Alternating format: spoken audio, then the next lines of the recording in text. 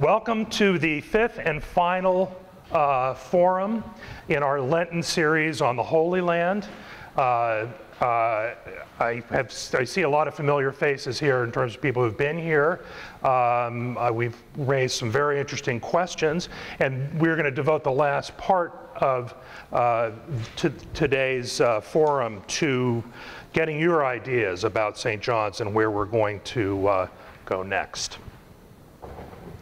And just a little bit of background, the Holy Land Committee, who is the sponsor of this five-part series, started in 2014 after a good number of us had gone to the Holy Land on our first visit. We've had three pilgrimages? Yeah. I think most of us who went over there were struck with the difficult situation on the West Bank. There's no doubt about it. Personally, when I saw the wall, I felt like somebody had slapped me across the face in Bethlehem.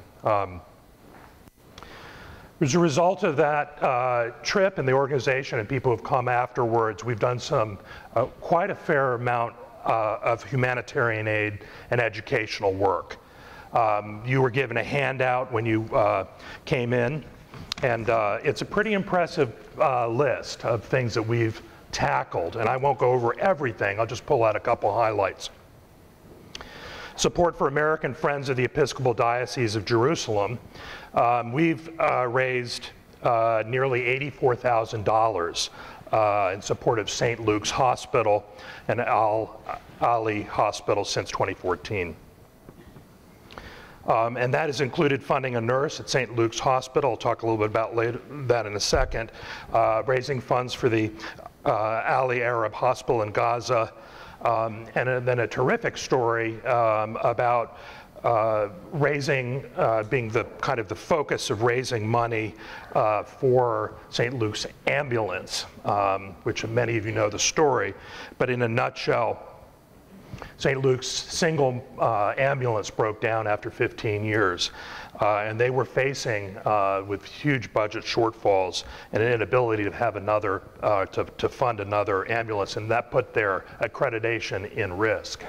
And largely through the actions of Sari and Ann Dursey, we here raised over $40,000 and really became a spearhead to raise $80,000 with other church communities in this area. And that with some other giving internationally, we were able to raise the money for for a new ambulance, which is an extraordinary story, and it's really a reflection of the ability to what we can do as a community when we focus.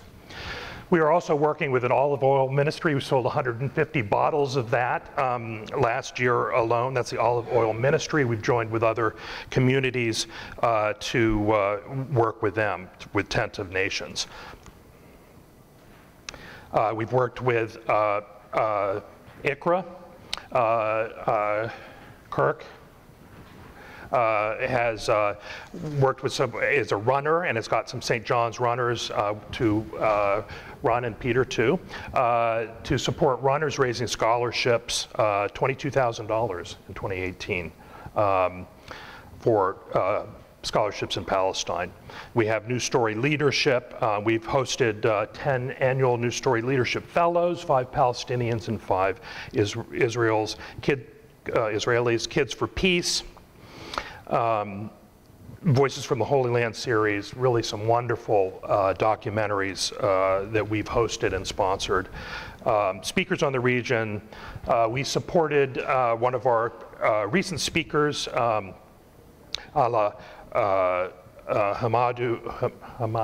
Hamoudou. We gave her some support as she was seeking asylum. She's from Gaza.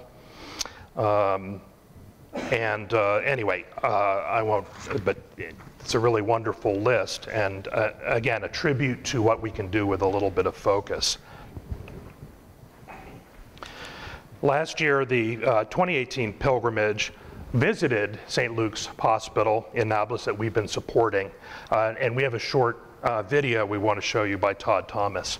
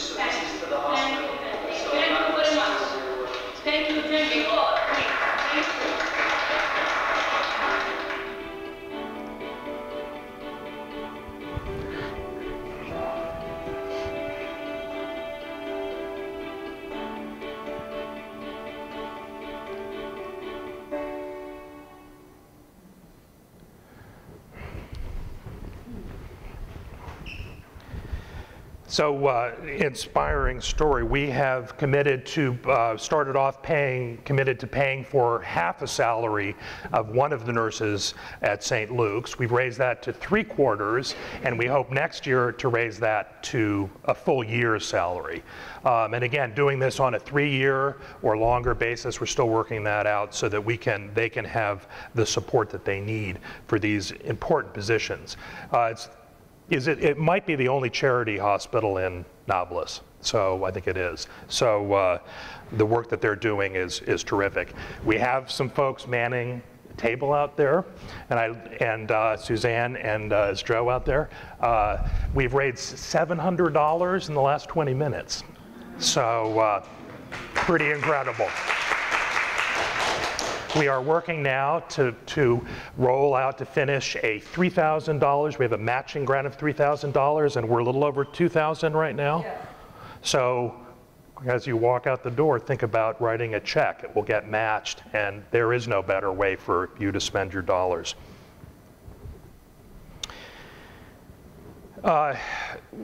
Part of the reason for this forum was that the turn of events in the United States vis-a-vis the Holy Land. And in 2018, the US administration decided to work towards zeroing out support, humanitarian aid to Palestinian humanitarian efforts. The United States has traditionally been the biggest dollar supporter of Palestine, and it was believed that that was an important way to promote the peace process, and the present administration has decided differently. So currently, a full $500 million of humanitarian aid has been cut. Congress passed the Anti-Terrorism Clarification Act, which prevents Palestinians from receiving US government assistance. What does that mean? The US provides aid in many different ways, including to NGOs and civil society organizations. These organizations will no longer be able to fund any Palestinian humanitarian aid on the ground. So you have such organizations as the Catholic Relief Services have closed their doors and are pulling out. In Jericho, a nearly complete multi-million-dollar sewage network is being scrapped. It's almost complete, and they're going to put asphalt over and stop the whole thing. And in a $1.4 million school facility, under construction in Bethlehem area, almost complete again, will be stopped and probably raised. USAID, which oversees these projects, is laying off most of its staff. So a dire situation on the ground in Palestine on the West Bank is going to get worse, and that's why we're here today. So the last 4 forums, we have heard, just really briefly, we heard Ambassador Phil Wilcox talk about the big picture. He was a diplomat in the US Foreign Service for years and president of the Foundation of Middle East Peace. Then we heard from Lenore Stein, who is a 3rd-year Jewish Agency for Israeli fellow here in the United States. We also then, following that, we heard Ala Hamoudou, human rights advocate from Gaza. And then last Sunday, we had quite an interesting conversation between Sari and Rabbi Greg Harris from Temple Beth El, an open conversation. So and I'm going to wrap up here in a second to get to some questions and talk to you all about what we think where we are. But I did want to talk about for a second that this whole forum series started out of the Reclaiming Jesus civil discourse curriculum. And these are very difficult situations that we're talking about on the ground. There is an incredible amount of suffering, there are incredible differences of opinion, there's incredible violence. So I don't really have to remind everyone here, but to to engage in conversations and ways of conversations that respect one another as we tackle these difficult issues. The vision process set up a place that we wanted to be a place where we could have safe conversations around difficult issues, be a place where we could really dive in and not be afraid to lean in to listen. Because in the current situation, certainly over there, if it stays the same, nobody wins. Nobody wins. They're just losers. So we must move forward towards understanding. Now, so I've just talked a lot, but now I want to really start seeing what you have to say, get some reflections on what you think about the situation over there. I wanted to start off and just kind of see if anybody had any comments right off the bat about what was most surprising about, if you learned anything interesting or surprising about the Middle East situation during the forums. I was surprised with the reflection of our young Israeli student who talked about how mandatory Israeli military service was actually a liberalizing, eye-opening, kind of event for Israelis as they go. I hadn't really thought of it that way. I was also shocked to hear about water issues, the real dearth of safe drinking water issues in Gaza. How everybody had to move their electricity and do everything within a kind of a 4-hour period. Anybody else have any kind of thoughts on what struck them? Yes, I was really surprised when the Norwood did not know about the lady from the Jewish Agency did not know about laws where Palestinians who leave their homes or leave Israel-Palestine can't return, and laws where if you're Palestinian, you don't live in your home for a certain time, they can't return. I asked her, and she said she had no idea what I was talking about. I was very surprised that people can, some people there, even well-educated people, could be have no knowledge of laws that have such a profound effect on on their neighbors. Thank you, Peter. I think she mentioned something about not meeting a Palestinian until she was in college or something. Yeah. So, that really was, quite suggestive of the divide. Yeah. Hi, I was just surprised that there's 2 different stories from 1948. That surprised me. What about that? That there's one Israeli story and one Palestinian story. That's what surprised me. Yeah, it was, yeah.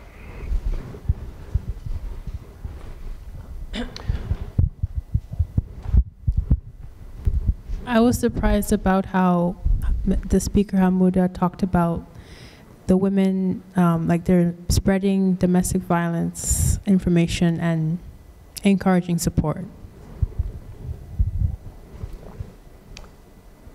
I was a little surprised by the how everyone agreed that the present political leaders were not addressing the situation whatsoever in a constructive way, and that new leadership needed to change.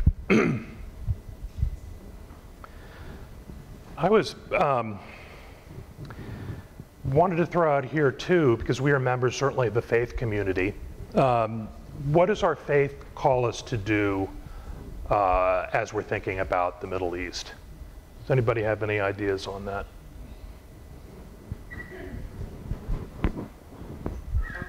Yeah. Suzanne? To me, and maybe it's because I've been on the pilgrimage before, it's to not turn away, to not ignore it, to educate ourselves about it, but certainly not to turn away.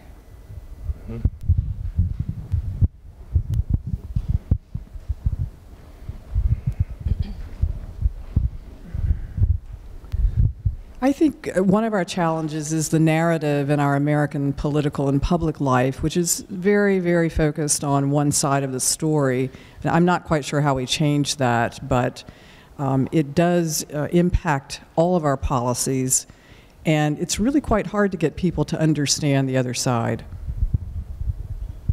I was going to say, I would say it would be to think about security and well-being of all people. So I know the rabbi and Sarah talked about security for Israelis, but we think of security as not something like that you can have and hold, but something that you need to get from other people, to give to other people in order to have it, something that's not finite.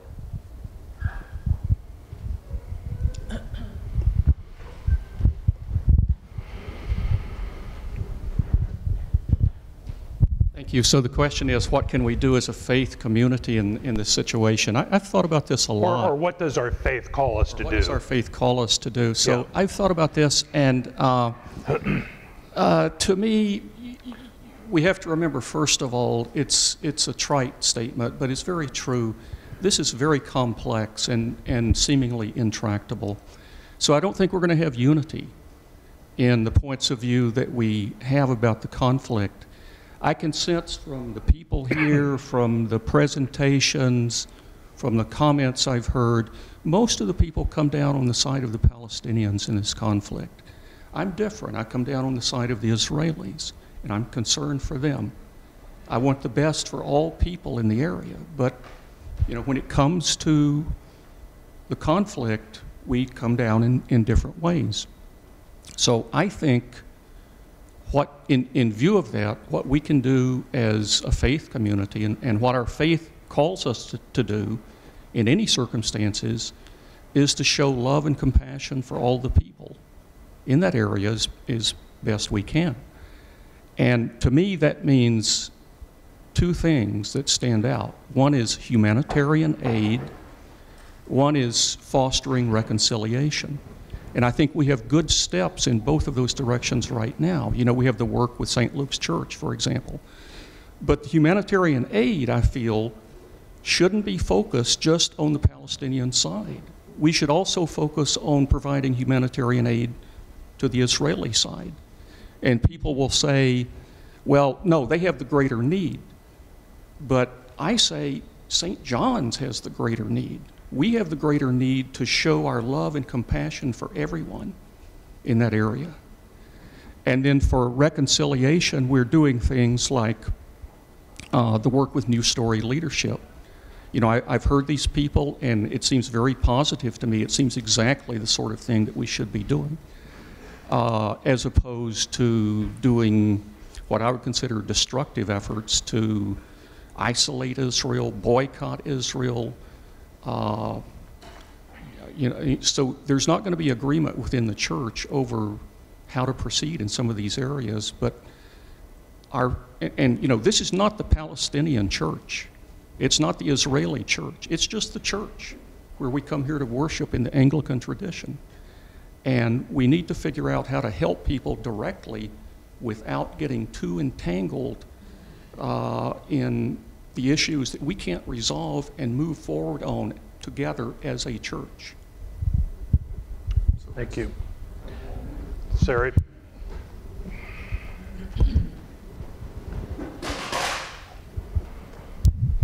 Thank you. I want to follow up on what Rodney said I think it would be an absolute mistake for us to ever be pro-Palestinian or pro-Israeli. And I think that the way that Jesus calls us to is to be pro-justice. And I feel like if we were pro-justice and always speaking up, because what happens is when you're pro one group, then you close your eyes to when they're doing something wrong, right? You just kind of like, oh, we'll only call out when they're being victimized, but we're not going to also critique when they're doing something that's wrong. And so I feel like for a church to take a stance pro-justice, right now it might mean that we are speaking up against the oppression of the Palestinians.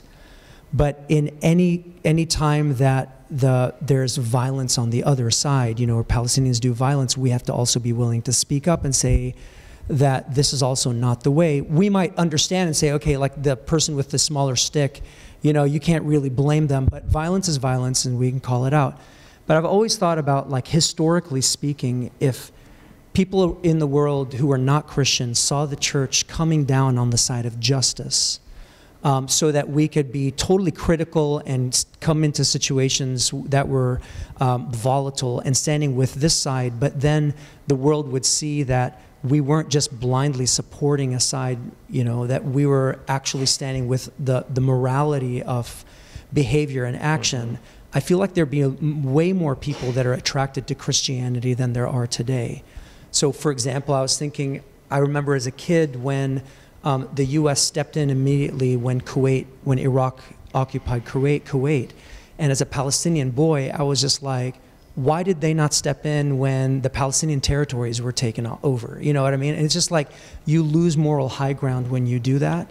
And so we have to be willing to not be pro-Palestinian or pro-Israeli. We have to commit to being pro-justice and see it wherever it happens.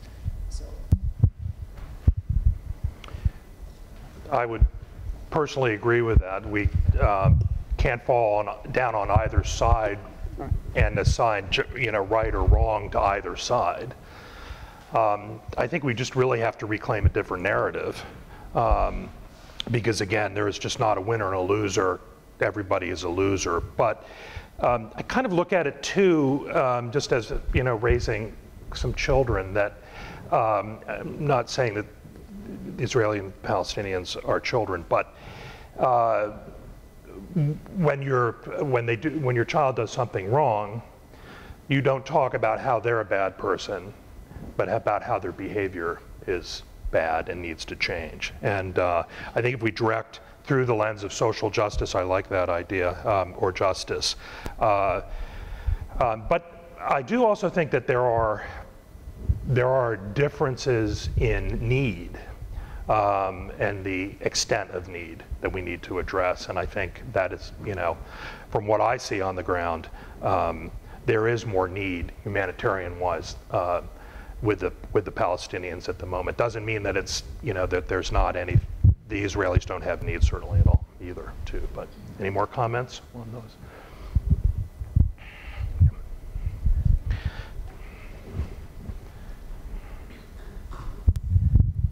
I don't know exactly how to say it, but if we are going to address needs on both sides, then is there humanitarian need on the Israeli side? Is there something that would be involved in this list of what we're doing for the Holy Land that would kind of like speak to both? So we're doing something for both sides. That's, and I agree with you. I feel like, well, they don't need anything. But at the same time, the rabbi said, yeah, they do need stuff. So it is there. And is that from... Absolutely. Would like to hear what people think about that. I think that Rabbi Harris mentioned that there were suicides. I'm trying to remember what else he said, but that there were a number of needs over there. But yeah. Yeah, well, I've lived in Israel for 10 years. What I know of is that almost a quarter of Israeli children live below poverty level. There's a lot of trauma going on, and I think trauma in a sense of growing up in a society that started out traumatized and felt like, you know, for me, moving to the Netherlands, I'm sorry, I get very emotional, which is why I haven't talked throughout all four, because I do think the need, the poverty need is on Palestinian side much bigger. But I feel a little bit what Sari was saying too, like if you want to be pro-justice and you need to have compassion for both sides, I think part of the problem on Israeli side is also that being exposed to the media, you know, there's an Israeli writer who calls it like the word laundry. The wording people choose to tell a story, well, the narrative, what we were talking about before, it really makes a big part of the conflict. And I'm not sure what we could do about that. but making people, how do you say that, making them more conscious of the words they choose and of the words in which the news is brought to them, about the kind of news that's newspapers and media choose to share, because I don't think necessarily that the stories are not factual, but I do think that on both sides, but I know it especially from Israeli side after I moved back and had a Palestinian lecturer kind of show it to me, is that the stories are chosen so selectively that, you know, not knowing that there are two stories of 1948 and not knowing is just like, for me, I only learned it after I moved to the Netherlands. And it was really something that tore me apart, and that's in my family. Like, I had huge fights with my father about it, and I still have huge fights with him because he just sees what's happening there in such a different way than I do. And I think we really need to be aware of that. And we also need to be aware that when we talk to Israelis, we like the blaming part, it kind of closes up the conversation right away. They don't want to hear it anymore. And they know what other people are saying. They actually know it way too well. But the moment they feel, so if you want to have the conversation, you really need to start out as open and vulnerable as Sari did. And yeah, sorry for taking so much time. Thank you. That might argue for more. I'd I'd like to follow up on that. And it was painful to me when the rabbis used the word terrorist to describe Hamas, as if to say there was no point in helping people in Gaza. And there are many people in Gaza who voted for Hamas, but not for the reason that they're terrorists, but because of something they promised in the political process.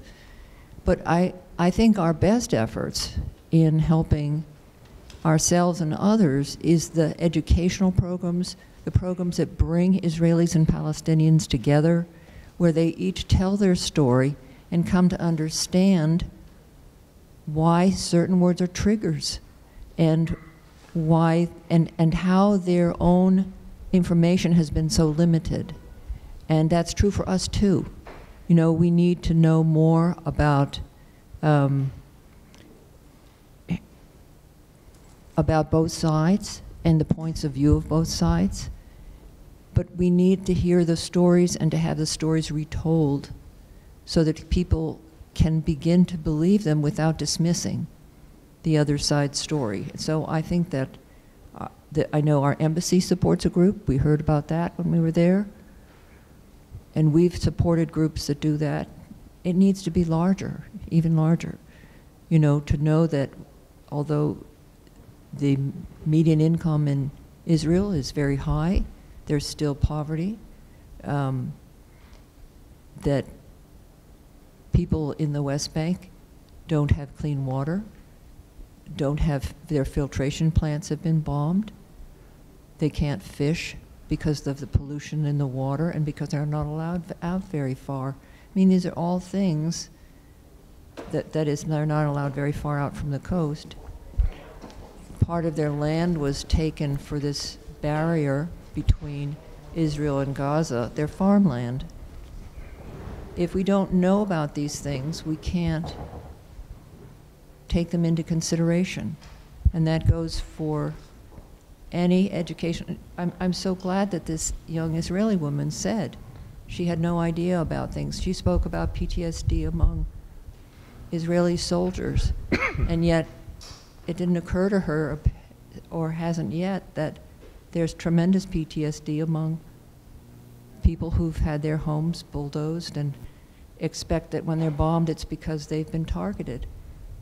So I think there's just a lot to learn about this, and to share the information that doesn't come through us through the normal media channels, and somehow to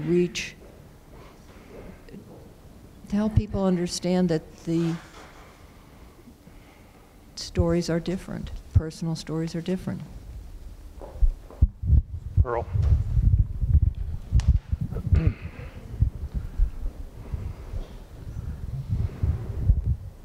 Thank you. I think one of the great dangers that we face in this difficult situation is being perceived, as most people would like to perceive St. John's, as either being pro-Palestinian or pro-Israeli. If you're pro-Palestinian, then the people who are pro-Israeli are simply going to tune you out. It's a world in which you're either with me 100% or you're against me. So from one perspective, I think we have to be very careful and mindful of what Rodney says, that we don't do anything which feeds that. It may happen anyway.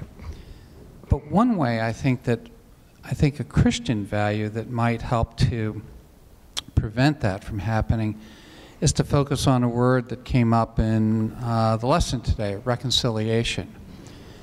I don't think humanitarian aid is wonderful, and I really support it, and it needs to go where it needs to, where the need is greatest.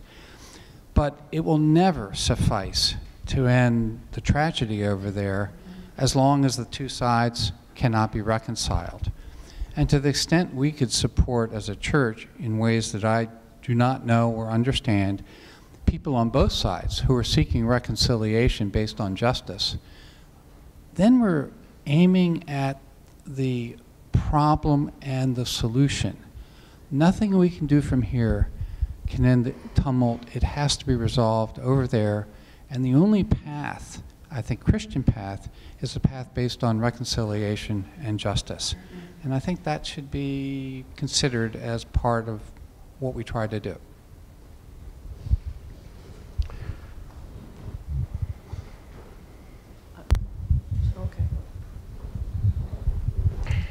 Good morning. As a visitor, I feel a bit presumptuous even taking the microphone, but I would just like to come back to the topic that you raised about justice. And it's also making me think of the gospel this morning, where there were really the two audiences. You talked about Jesus telling the parable for the Pharisees, but the tax collectors and the other guys were there. So there was a message for the two audiences. Maybe one was bigger than the other.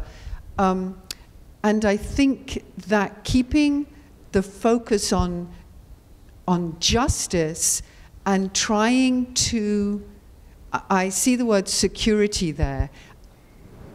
I've never been to the Holy Land, but there is clearly so much fear and insecurity on both sides. Maybe the fears and the insecurity, actually, even as I say that, I realize I was going to say they're different, but in a way, they're not. They're fears for your family, they're fears for violence, but it seems that until those fears can be, at the very least, lowered, we're never going to get to the reconciliation. I live in Middlebury, Vermont, and a 13-year-old, a Muslim 13-year-old, not a lot of Muslims in Vermont, let's face it, just wrote a beautiful piece that was published in our local newspaper, where she was talking about the anger that she hears directed towards Muslims. And she linked it to fear, that when people are afraid, they jump. Maybe they don't jump, but fear can lead so often to anger. If there is a way through justice, through focusing on justice, as you said, on both sides, because there's so much ignorance, I think, that we can lower that fear, lower that anger. I think if people aren't afraid, they feel more secure, and then they can get to the reconciliation. But as we all know, there's obviously a really long commitment, whether it be in Palestinian, Palestinian-Israeli relations, in civil rights. You know, right now, in my personal history, the Irish situation is not helping Brexit. There's a lot. If we can all just focus on justice. That's great. So what I'm hearing about is if we start leaning as a parish, decide to lean a little bit more or very heavily into justice, what does that look like for us? How would that shape the way we move forward? John, just to interject here, one thing I think we have started to support programs that bring, you know, teenage Israelis as well and Palestinians, as well as, you know, university age, sort of 20 to 30-year-olds, to build leadership skills and bring them together, sometimes for the first time, to tell their stories and learn from the other stories through New Story Leadership and Kids for Peace. We could certainly broaden those supports. I know, for example, New Story Leadership is looking for people to host Israelis and Palestinians this summer. So I will be doing that, but if others in the parish would be interested in hosting and helping to support, we're going to probably have them again this year for an event, which I think was a real success last year. But it's fostering those kinds of things as a start. We can continue to do that. Maybe we broaden it. It's just for 7 weeks, right, Nancy? It's 7 weeks. It's the middle of June to the end of July. So I'll just build on, I think, what Nancy was just saying. When I think about the path to justice, first of all, given the complexity of this issue, there's a long history of just causes that are anything but from the other standpoint, right? So I think that one of the things actually we've been doing, I think through the civil discourse curriculum and the New Story Leadership that Nancy was alluding to, is first of all proceeding cautiously and proceeding in dialogue. And I think that's something that we've already been doing, and I think that is really the right path, is to make sure that as you're trying to find that just cause, whatever it is, you're doing it in a very open fashion, bringing in different perspectives so that you can, and you know, when I think about working through the diocese or working with local Jewish organizations, so that you're really getting all points of view and you have a better chance of finding a truer path. Mm-hmm. Thank you, Bill. John, can I ask a question as sort of the scrivener up here? As the person also sitting out at the table trying to raise the money, I mean, this church has stepped up to support humanitarian need in the territories, in the Palestinian territories. But no one's mentioned that on this list, so I just wanted to call that out, as there seems to be interest in supporting that, and we've focused on hospitals thus far. It seems to be our focus has been primarily on hospitals and scholarships, and I'd like to ask for feedback on, you know, is that's the path that we've taken for the last 3 years, and what do you all think about that as the groups? I'm going to finish one thought before we answer that, because I was on the. I don't want to cut off that question, but I need to finish the last piece before we move into this one. But I want to say that I think that doing justice, it's really important for us to remember, it doesn't mean not offending. Like, advocating for justice is something that is usually not very welcome. And so, like, if we're only looking to not offend or to appease, we'll end up doing nothing. I'm thinking about that in all kinds of realms. Like, I think about the civil rights time. Like, if you know, a church was just saying, well, we need to just find a place where we're not offending white people and we're not offending black people, you would have not gotten anything done. You have to take a stand. But what I was talking about is, what would be an enigma is a church that fights for justice here, but also at the same time defies the stereotype box of, like, wait, they were advocating very radically for justice for Palestinians, but then this happened and they spoke up for justice you know, against suicide bombings or against rockets or whatever. Like, we have to be consistent in the thing that we're advocating for. So we're talking about no violence. It has to be no violence across the thing. And so then when there is violence, we just simply follow where it's happening. So if there is more violence on the side of the Israelis against Palestinians, that just says that our energies are higher there, but it doesn't mean we're muted when it comes to a rocket or suicide bombing happening.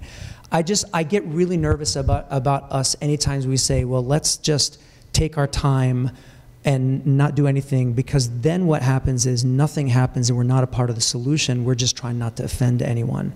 So I want us to be radical in whatever it is that we do, but like there's mercy, there's justice, and it's not one-sided. It just has to be radical.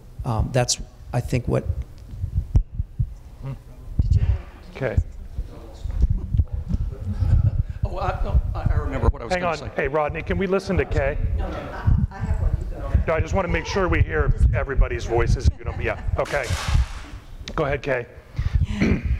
I feel that I heard a lecture yesterday on St. Paul and why he was important, and it was from a historical point of view. He was a Jew. He never quit being a Jew. He was, as they said, without St. Paul, we would not have Jesus. Without Jesus, no Christianity. It was also pointed out that perhaps there are two train tracks. One is Jewish, one is Christian. I maintain there should be a third, one for Islam. We'll all get there in the end. We don't have to fight. That being said, and I would speak back to what Sari says, we always contend, but if we do something for the Palestinians, why should we not do something for the Israeli side? Otherwise, we are being secular or decisive for one side. Okay, and then get Marnie in the back. So what I wanted to add to the humanitarian support chart here is one very specific thing. And there's precedent for this in the diocese. The diocese once made a donation, or maybe one donation, to Magen David Adom, which is the Israeli version of the Red Cross. It means Red Star of David. And like I said, there's precedent for this. The diocese has done it before. The other thing that I wanted to mention while I've got the mic is sort of following up on a comment Barbara made about lack of knowledge here and people maybe not getting the information they need. I feel that too, but probably from a different point of view.